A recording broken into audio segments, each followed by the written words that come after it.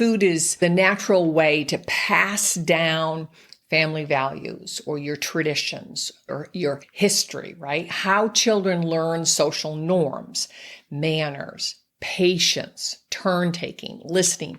And I remember in my practice, I would talk over and over with parents of they're trying to get kids to.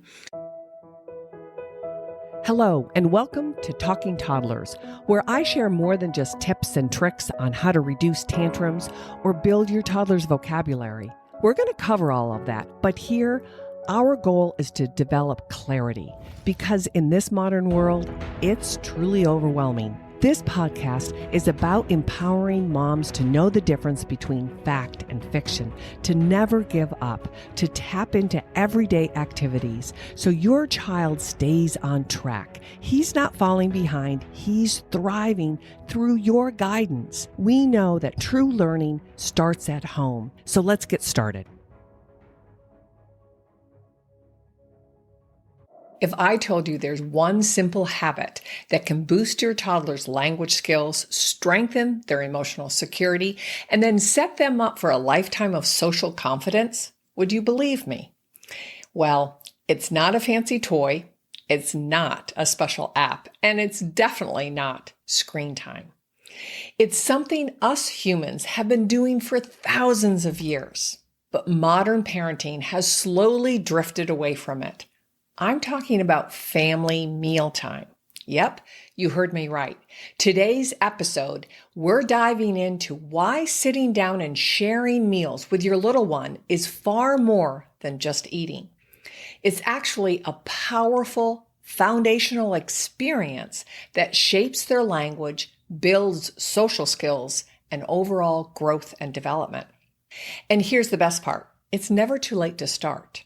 Whether your baby is just beginning solids and just beginning to sit in the high chair, or your toddler is running in circles around the kitchen or the living room and you can't get him to sit down, you can start today. I want you to step back and really listen and think about how important mealtime is, because it will help your toddler talk more, connect more, and thrive. But before we dive into today's main topic, let's just recap where we've been in this whole series. Remember, it's a 3-part series, and this is part 3. The overall title has been Beyond Puffs and Pouches, because it's all connected. In part 1, we uncovered why food choices matter. And it's not just physical health, but I talked about brain development, gut health, and that infamous emotional regulation. And what we feed our babies, our toddlers, directly impacts their ability to focus, to sleep well, manage emotions, and yes, communicate. So real whole foods fuel the brain in ways that ultra-processed, convenient, packaged snacks simply can't, right? The problem that you, mom, face today is that you're up against a food system that prioritizes profit over nutrition. And so that led us to part 2, where we pulled back the curtain on how we've actually been misled by this huge, massive food industry for the past century. It didn't start yesterday, it didn't start even when you were a child. It started back in the 1920s with the Gerber family. And then there was a massive push for baby food production. And we then broke down the misleading marketing, the hidden additives, and the subtle ways that these companies convince you toddlers need special food, babies need food in a jar or in a bag, individual packaging, pouches, puffs, squeezable snacks. All of these products that were made in a lab that have nothing to do with real health and nutrition. The truth is, our kids, yours, mine, and every kid in between, don't need these quote-unquote kid-friendly foods. They need real food shared with real people. And so that brings us to today's episode. Yes, what we eat matters. Go back and listen to part 1 and part 2, but just as important, how and who we eat with also matters. So that's how this episode kind of came to life. Meals aren't just about food. They're about connection, conversation, and culture. Research consistently supports the notion that the decline in shared family meals has a significant consequence on children's development, their emotional well-being, and their social skills. Here are some key findings on those 3 areas. Emotional well-being. Children who participate in regular family meals report that they feel more loved and connected to their parents compared to those who seldom eat as a family. And then social skills. Regular family meals are linked to higher self-esteem and pro-social behaviors. And those behaviors include things like sharing, fairness, respect. And then the third area is academic performance. Teens who frequently have family meals are nearly 40% more likely to earn A's and B's in school than those who have fewer family meals together. And although A's and B's aren't the be-all and end-all, it really shows a strong correlation. In a future episode, in the very near future, I will dive deep into how technology's role has really broken this family bond. But for today, let's look at a couple of key areas. One is the history of shared meals, because we can't really look at what's going on today without looking at where we have come from. And I think it's important that we look that shared meals is really a deeply rooted tradition in the human race, right? Why have humans always gathered around to eat? What is that kind of relationship? And we can think about, the earliest hunters and gatherers, right? Those societies, sharing food about survival, of course, but also storytelling and building a legacy, even if there were nomads at that point. But it's important to pass down wisdom and strengthen these bonds so we work together as a family, as a tribe. You can also look at the historical ancient cultures who treated meals as communal events, right? The Roman feasts, medieval gatherings, but family dinners across generations, across cultures have always been part of our community, right?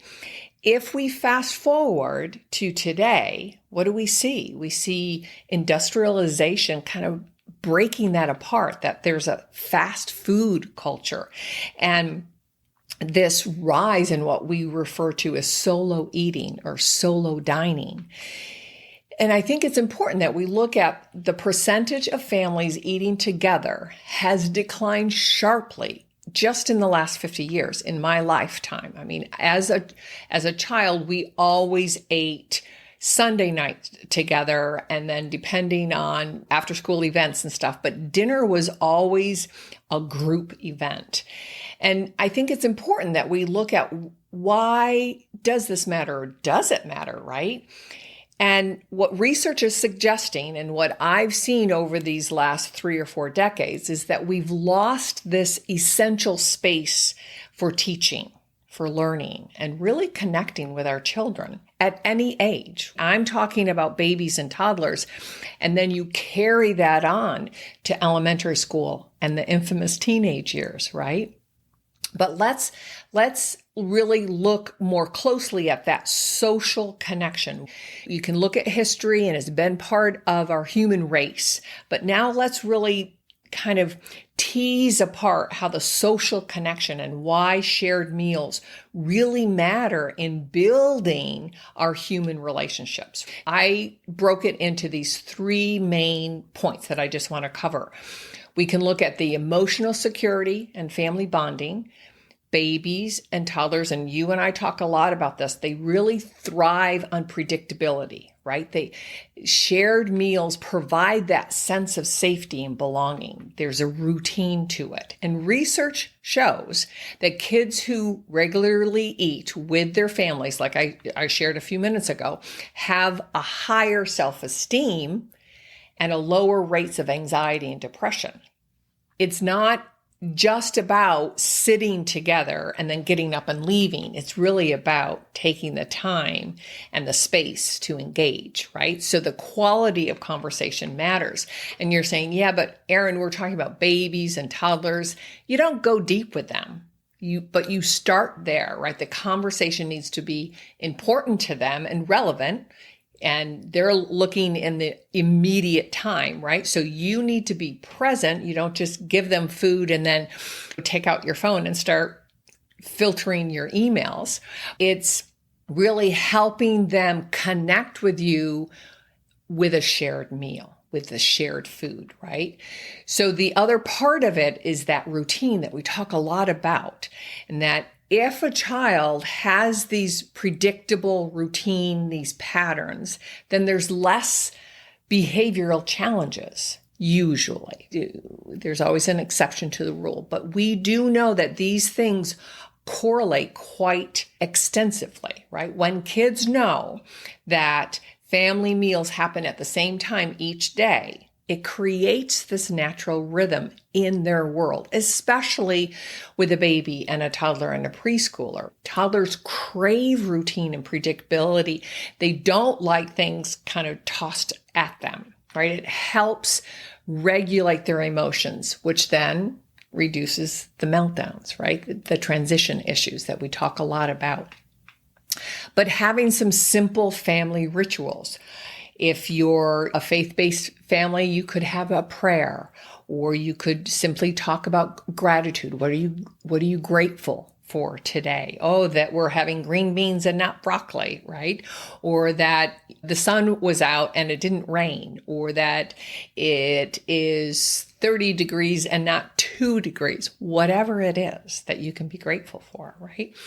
You can share a high or a low. Many families do that. What was the best thing that happened to you today? And what was something that made you grumpy? Whatever the family ritual is that you can try, and you can try a little now and build upon it later, but building those strong emotional connections really help solidify that foundation and that security that your young baby, toddler, preschooler, and beyond begins to feel. And so I just remember, examples I've given my family or my families that I worked with, but also in my own home, right? It was always about, okay, tell me about your day. That can be a little open-ended, but that was our routine. And I started, and then my husband went, and then Moira had her chance. But I could say things like, oh, I saw my friend Annie. You remember Annie.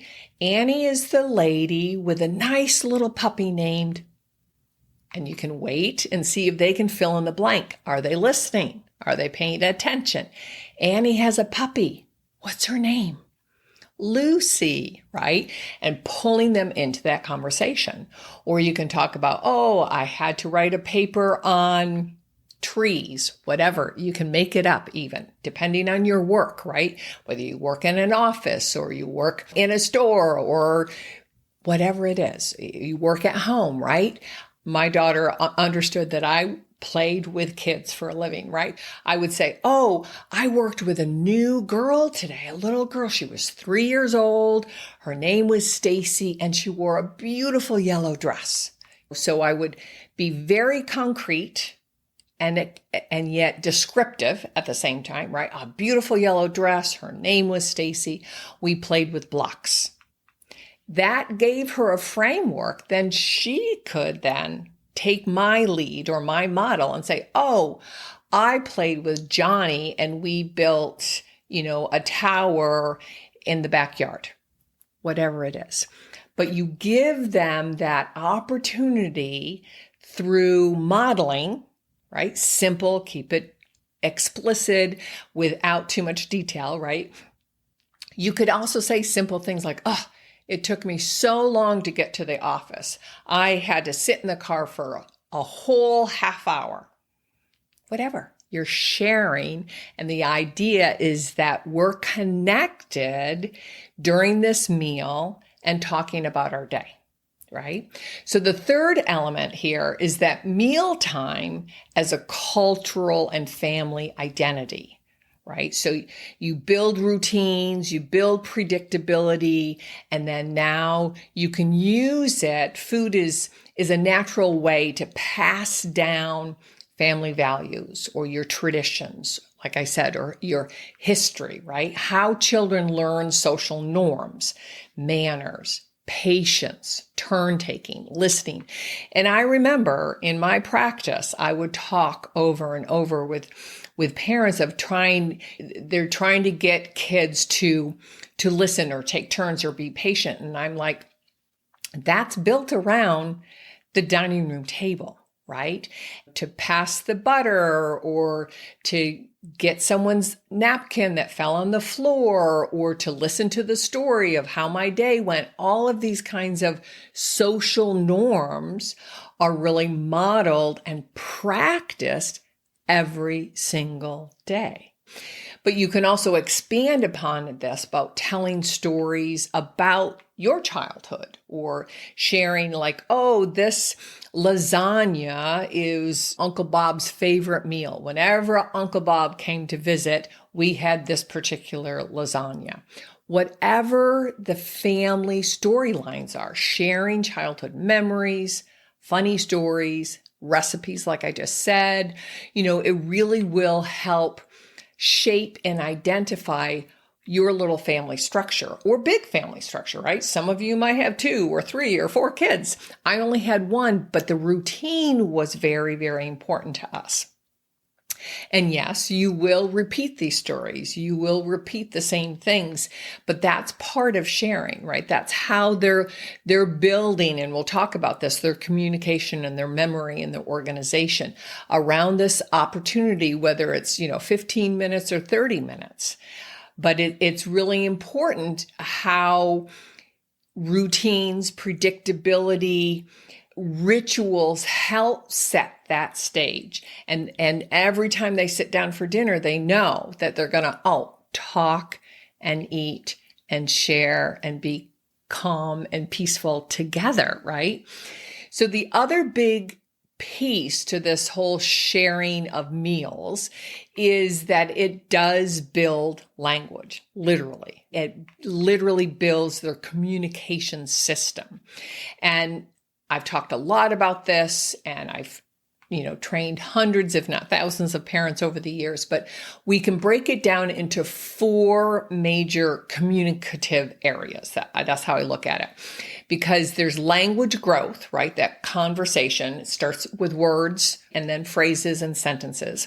Babies and toddlers are constantly absorbing the words. So even in those first 12 months, they might not be talking with real words, babbling, cooing, all of these kinds of things, but they're absorbing. They need a lot of rich language in the environment, in this 3-dimensional world.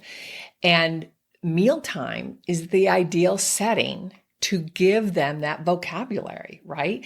And so it's very natural for us to use these descriptive words. You sit down, you share an apple. Oh, this apple is so crunchy or sweet.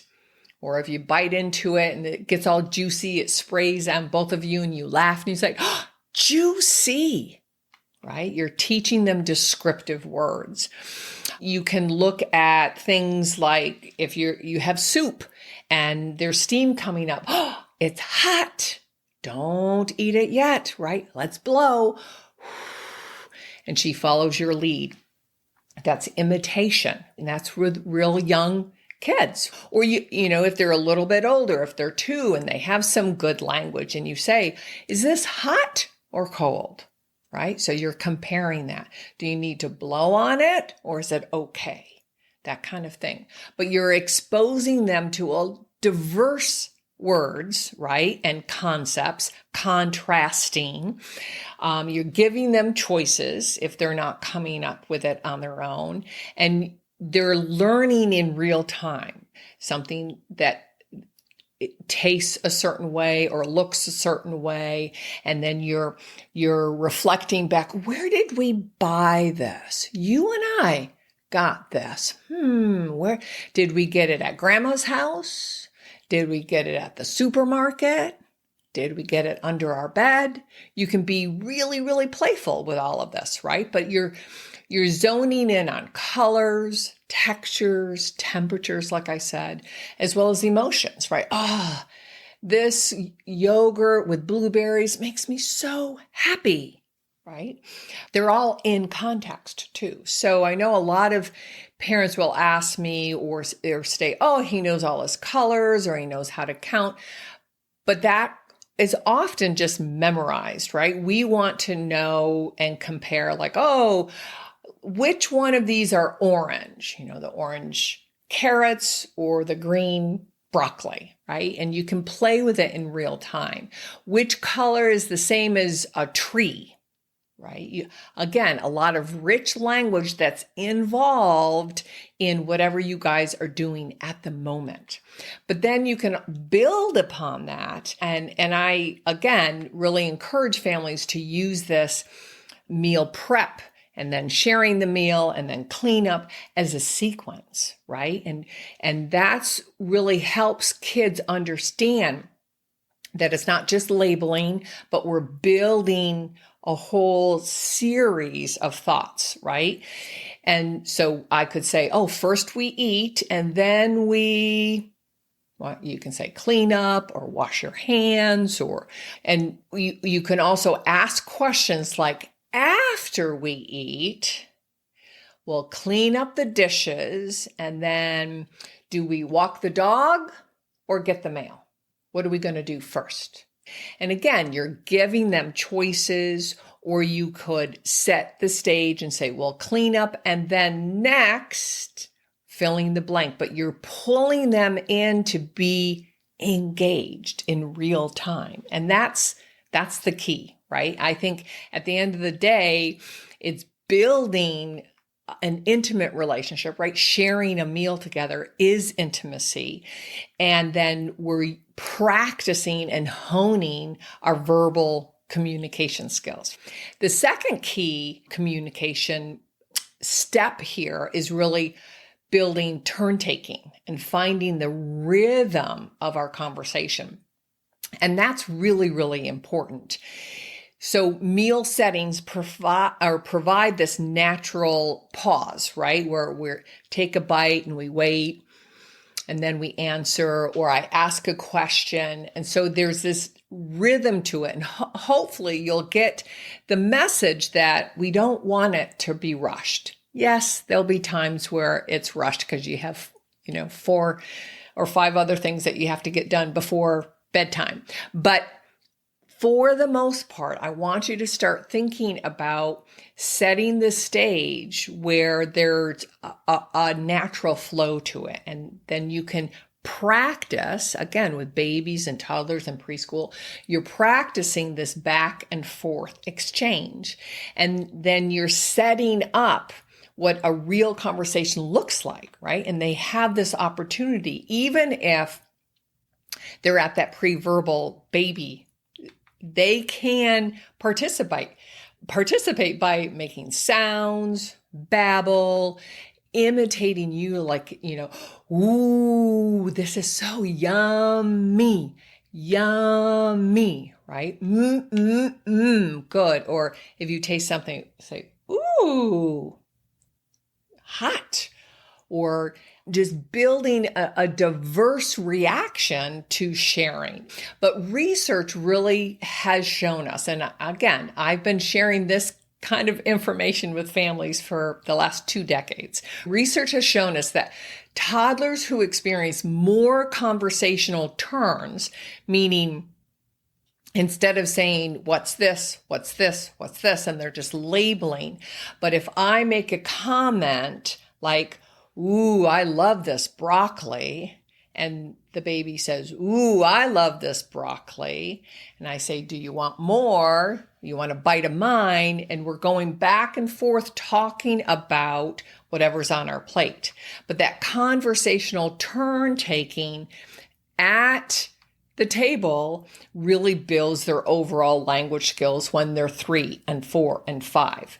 And we really need to kind of look at that quality of opportunity of conversing. So it's all about their experience and opportunities, like I said, to practice. And if they're not doing it yet, right, so they're 12 months or 18 months, it's a great opportunity. They're in the high chair. They're eye to eye with you. You are engaged with them, hopefully with your partner or another kid. So it's a family affair.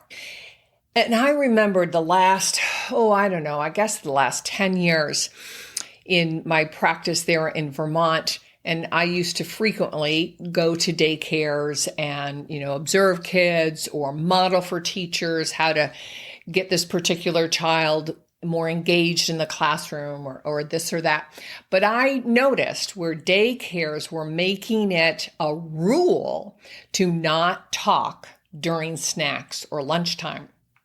And so finally, I asked. I was kind of breaking the rules, and kids were kind of looking at me if I sat down with a snack or a lunch with them. Oh, look at this, whatever it was, sandwich. It has ham and it has lettuce. Let's see, which one grows in the ground, ham or lettuce? And I would ask these open-ended questions or probing questions, and the teachers would kind of look at me. But the whole idea that they had was that they were worried about choking. And so they didn't want the kids talking.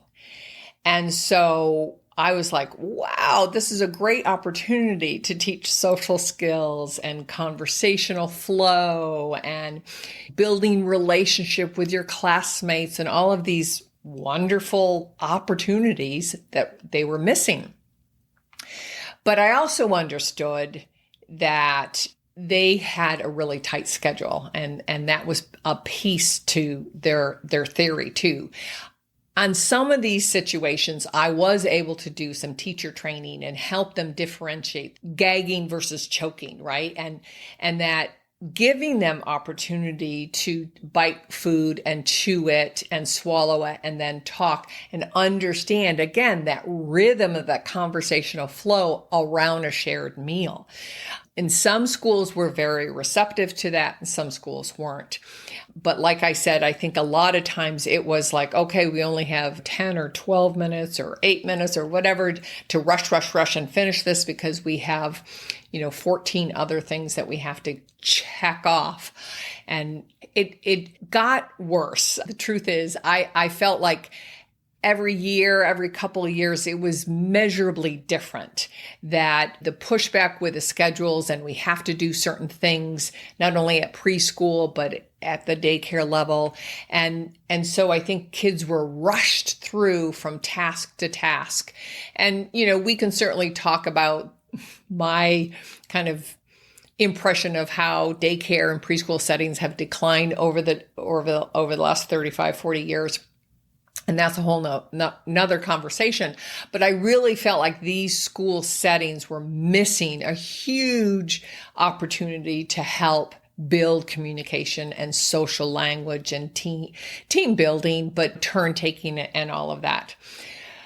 The third element to this whole communication opportunity with shared meals is that it does build narration, right? How to tell a story and memory and organization. Like when you say, what did you do at school today? Or if that's too open-ended for them, then you could say, did you play outside with Joey? Or did you play in the sandbox? Or did you go to art class? Or did the music teacher come today? Those kinds of things. You can help them zone in and recall what they did, particularly on that day. But a dinner table in telling stories really helps kids understand the sequence. What did you do first? And then after you played outside, did you go inside and take a nap? Those kinds of things. Or if you had a play date with your neighbor, you went to the park today, did you swing Or did you go on the merry-go-round? But your toddler might begin by saying swing, doggy, slide, and just list some things. And that's beginning to tell you a story. Oh, I had so much fun at the park today. We did all kinds of things.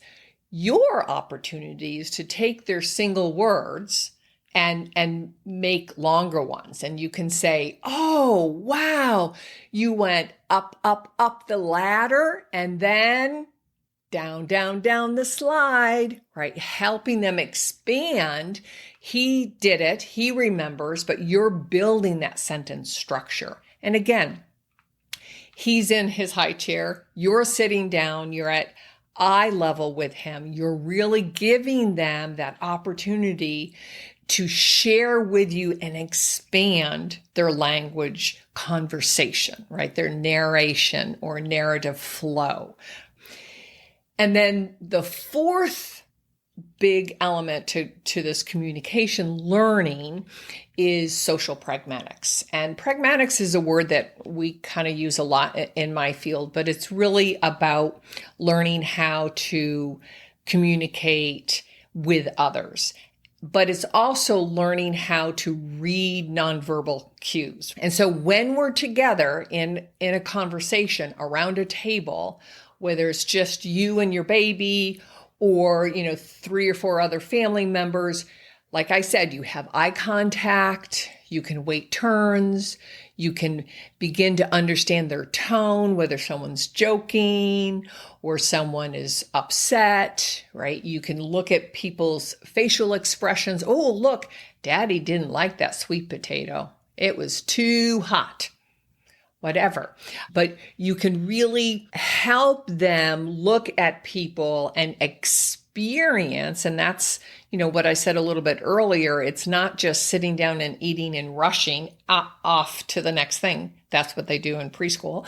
We want to sit and spend time together, right? These are critical pre-social skills that don't develop on their own, and they don't develop with a screen, of course, right? We need real life experience in this 3-dimensional world to understand human connection, right? I've always said that the human brain is this clock, right? It's a timing machine. And part of learning communication and talking is that it has to happen in real time, right? He coos, you coo. He coos, you coo. Right? He smiles and as he eats a kiwi, and you like, I love this kiwi too, right? And so you're building and expanding in real time. You can even have more sophisticated social awareness where a child, your older child, your 4-year-old might notice that your 2-year-old looks sad, and he could say, hey, Joey, what's wrong? Are you okay? It might be simple that he dropped something on the floor or that he's, accidentally spilled water on his lap. It could be a lot of things, but the idea is being aware of each other in real time and making comment. And where that brings us now is, what is the modern challenge, right? We need to look at devices, distractions, and the decline of mealtime conversations, because so much rich language opportunity is being lost because we as families don't spend time there. They are lacking those experiences because of either our overbooked schedules or the distractions and devices that are literally in our hand or in the background. And it's really important to look at how can we mitigate that, live in this modern day, I'm always saying that, and yet reduce the chances of complications, right? Of kids falling off the track or getting stuck and not moving forward. And so in next month sometime, I can't remember the exact release date, but I will be looking more closely at how screen times and devices have impact early child development. And just a few weeks ago, I did attend a parenting conference at my local church. It was called Intentional Parenting. And it was really great. And I'll share a link down below with this podcast. It is a great family that has really talking about it generationally. But he shared a book that I had already started reading by Jonathan Haidt. It's called The Anxious Generation. And it really discusses how today's kids lack essential social experiences because they spend less time face to face, right? Those human interactions are missing in their day-to-day life.